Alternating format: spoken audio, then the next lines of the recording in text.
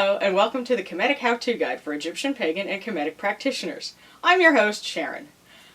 I got a request from Roman Reconstruction to do a video on lustration, to do a ritual lustration, which is basically a fancy word for a ritual washing.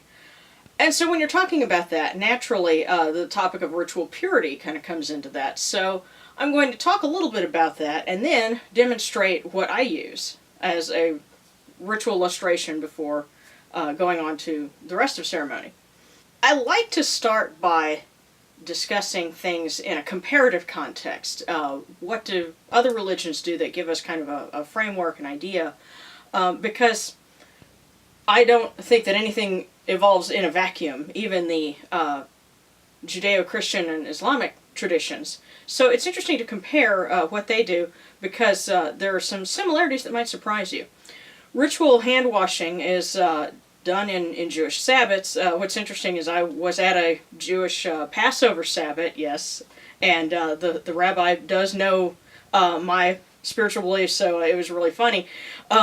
We like to make jokes, but they do a hand washing as part of the Sabbat, and for this year their variation was to pass around little bottles of waterless hand sanitizer to everyone. If you were font of holy water, that everyone would dip their hand in when they came into the church. Now what's really funny about that is it was typical in my house that we would eat a very sugary breakfast of French toast with lots of syrup and wash it down with a big tall glass of milk before going to church. So I was so thirsty I would be licking the holy water off of my hand because I needed something to drink. And then I would go in church and be almost asleep because of the sugar rush. So that's that's ritual purification in a Christian context. Woohoo! What's interesting though is Islam is very concerned about ritual hygiene and ritual purity. And I happened across some articles about that. And the more I read about it, the more similarities I saw between that and some of the things that we know from Egyptian temple requirements. And I know I have viewers occasionally from Egypt and from that part of the world who are either Muslim or familiar with it, and I'm inviting you to go ahead and comment and fill in anything that I might be missing as I discuss this. There are two kinds of ritual purification that are done in Islam. The first is called ghusl, which is a full body washing. And there are guidelines for that. You do one side first, then the other, and that's required after any kind of sexual contact or if you've come into contact with a dead person. And you know, it's meant to just completely cleanse you. It's like, you know, and don't take this as anything insulting. I just, you know, liken. Then if you're not having to take care of that, you're just doing a more abbreviated lustration before going into mosque, before opening the Quran to read it. There's a purification called wudu. And again, I read that and my flippant mind goes immediately, wudu? You do!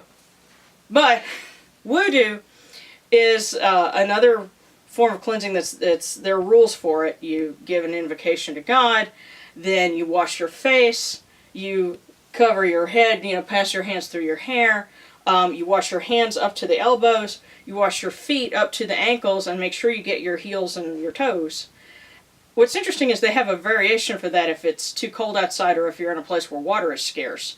And you can use either sand or a special kind of stone, so you're cleansing yourself with, you know, the dirt of the earth. And that's, you know, an abbreviated form of it, which is kind of close to what I'm going to be showing you here. It's, you know, and it's kind of comparable to dipping your hand in the font before you go into church. What's interesting, this is where you get a direct parallel, to my view, between rules in Islam and then rules for Egyptian priests. So I'm going to try and put this up where you can see it. There are certain things that if you encounter them or you do these, then you have to go back to your save point, which is doing wudu, and you have to redo it because you've become impure. If you have to go to the bathroom, body wastes are impure, and that means you have to go back and redo wudu. Also, body wastes are impure in Egyptian tradition. Sexual discharges, and for mixed company, I'm not going to get too much into that, but you can kind of figure out what we're talking about. That also breaks wudu, and you have to, actually with Muslims, that means you have to go back and do the full ghusl. You're not going to save, you're going back to the start of the mission to redo all of that. And if you recall the requirements for Egyptian priests, they had to abstain from sexual activity, and that's why they probably lived in the temple for the time that they were serving, and then they would go back to their regular life. Blood and pus are also things that are considered impure in Islam. If you've got an open wound that's dripping, or if you've got something that's oozing, so no popping zits, and the same is true not only in Islam but also in the Egyptian traditions. Now I'm going to skip over the controversy that we have about menstruation. That's considered impure in Muslim tradition, but also seems to have been in ancient times as well.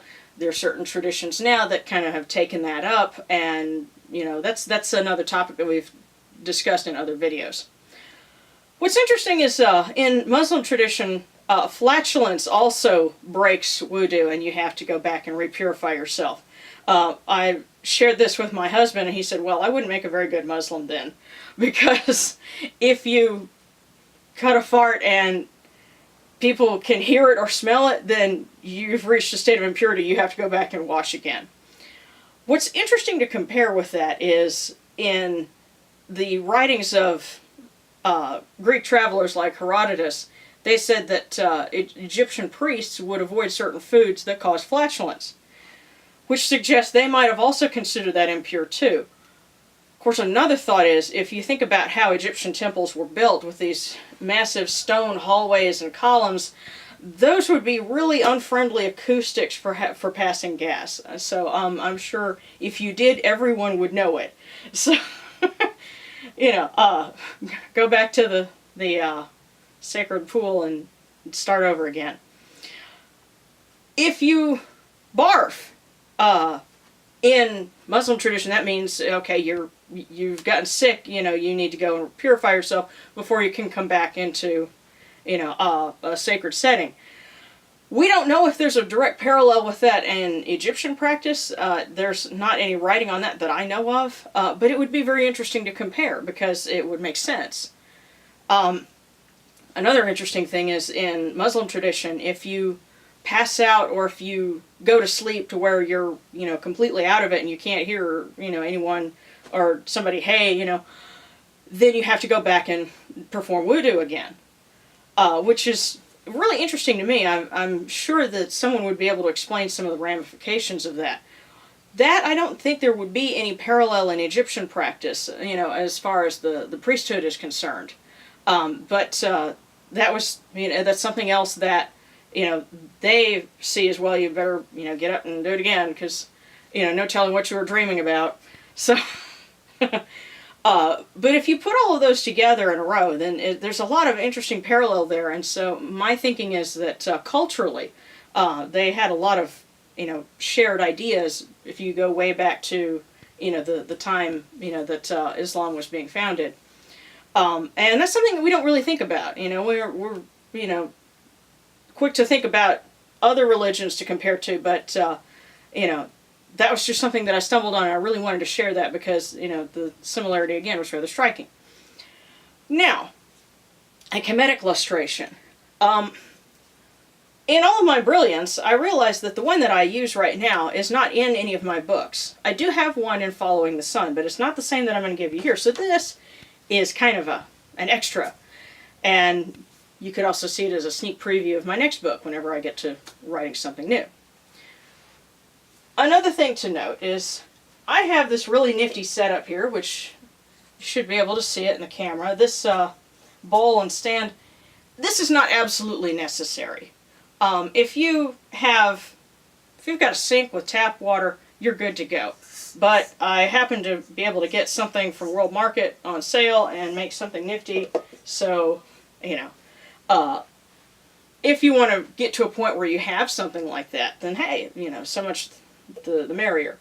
Also, I commissioned this piece from a gal on DeviantArt, and it has titles for, you know, Tutankhamun on it. This is what I use for my ritual illustration. So, let's get started. These cool waters are upon my hands. They purify me as Tefnut purifies me. Hail unto you, Onochiru. I come unto you without falsehood and without evil. My purity is upon my hands. My purity is within my heart.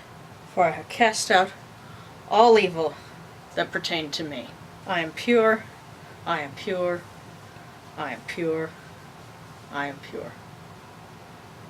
Now that you've done a water lustration, you can continue the purification as you begin your actual ritual. This is something that I like to do with the candle lighting prayer, which if you have Circle of the Sun or Celebrating the Egyptian Gods, that part is actually in there. So here I'm going to demonstrate the movements that go along with the text. So as you light your candle, you're welcoming the Eye of Horus. Come in peace, bright Eye of Horus. Come in peace.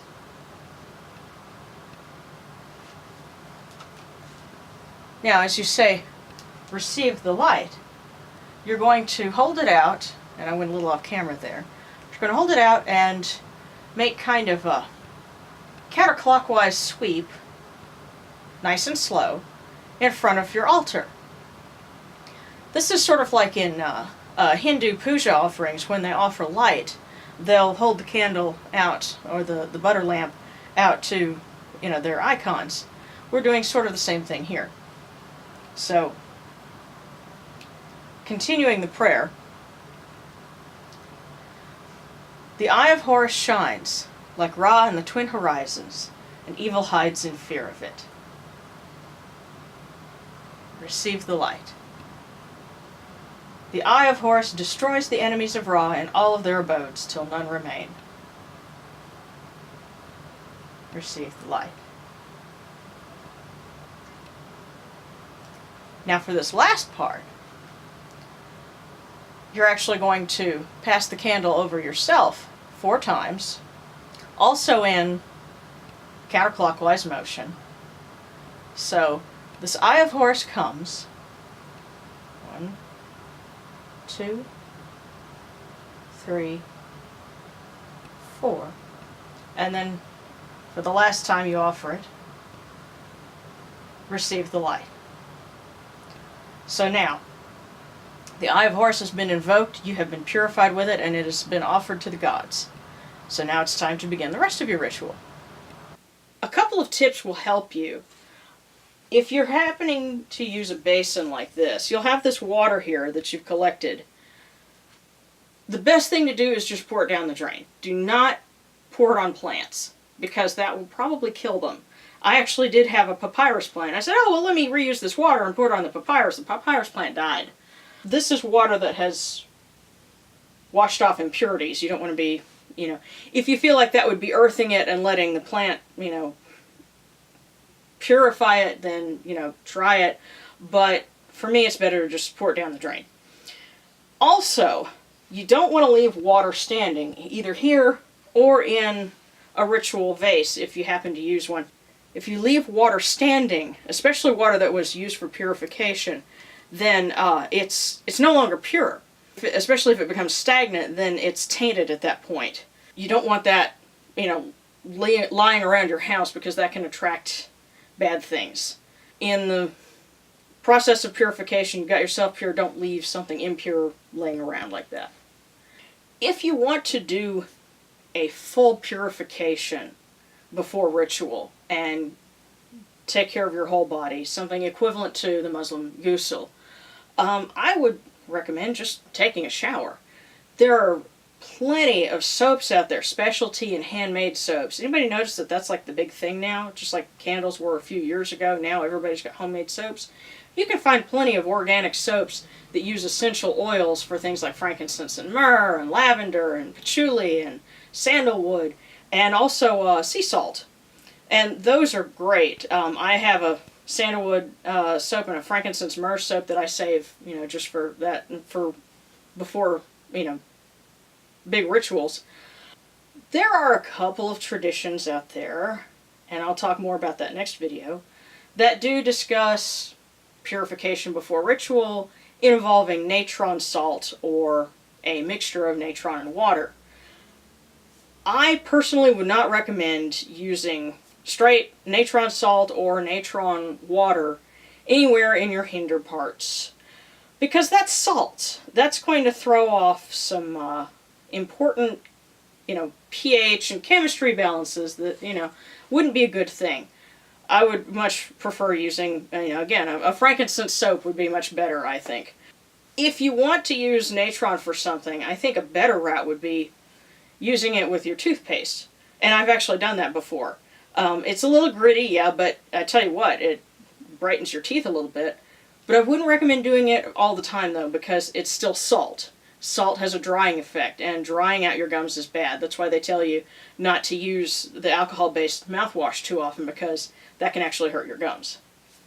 Same thing with the natron. So, in all things, moderation, and, use good judgment and common sense when you're preparing yourself for a ritual. Hopefully this will give you some ideas and some things that you can use in your own practice. And, if you've got any more requests for fun things like that, give them to me. In the meantime, for the Kemetic How-To Guide, this is Sharon wishing you Senebti.